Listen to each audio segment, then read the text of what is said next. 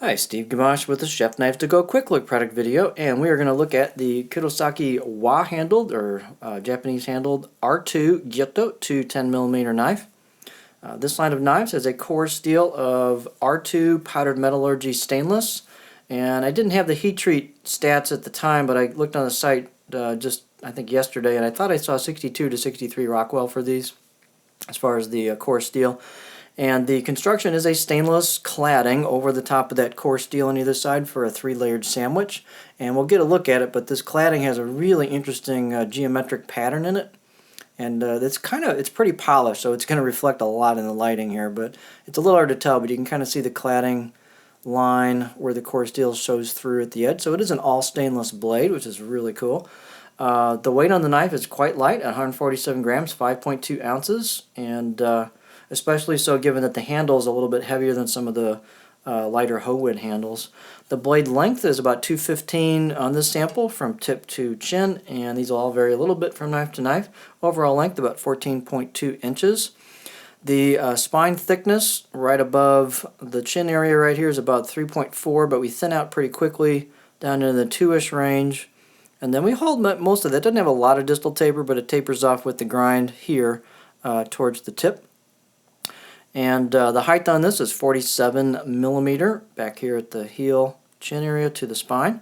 The handle is really nice on these. They've got an octagonal ambidextrous rosewood handle with a black packawood ferrule, and it's just a classic presentation. It's really nice wood, nicely finished.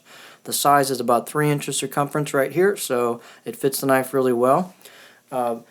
Kurosaki-san has put a curve on this blade in this line of knives, a little bit like the Matsukage style, but they don't have a back sweep to the chin of the knife. Sorry, I'm trying to get the reflection off of there. There we go. So they've got a nice curve to them to fit your finger really cool for a pinch grip. It's very ergonomic, but they don't have that back sweep that the Matsukage line has. And very nice fit and finish on the blade, rounded throughout, spine, choil, imoto neck, just great fit and finish on it. The out-of-the-box edge on this was very, very good. I'll give it about a 6, maybe 7 out of 10. And it was very sharp, had some pretty good tooth or bite to it. I've played with this knife a bit, and it sharpens quite easily. I touched it up a little bit. Let's take a closer look at this blade, because it's one of the more interesting finishes I've seen in a while. So this has a really interesting geometric pattern stamped into both sides of the blade. It's a really cool visual effect. It's a little hard to show on video, but it's really interesting. And it's a pretty shiny finish, but this does help non-stick properties because of that texture. You do have some chisel kanji. It's a little hard to tell with all the patterning in there, but it is there. And you can absolutely see the grind of the blade very, very easily here. No mistaking that. So this gets quite thin at the edge. Balance point on this, actually before we get to that, I'll get a look at the profile. So this has a bit of a flat spot towards the rear. It's not entirely flat. There are flatter ones. Actually his Western Series R2 has more of a defined flat spot at it, but this has a little bit of a flat spot with a bit of a back curve or belly right at the heel. And gentle curve into that. Here's the profile of the choil. And it does get quite thin at the edge. This is a very, very good performing knife. I really enjoyed playing with this one and using it. So let's look at it on the board. So it flows into a bit of a spot at the heel, but you've got a back area right here. You can see me rocking that. It kind of cuts in about right there.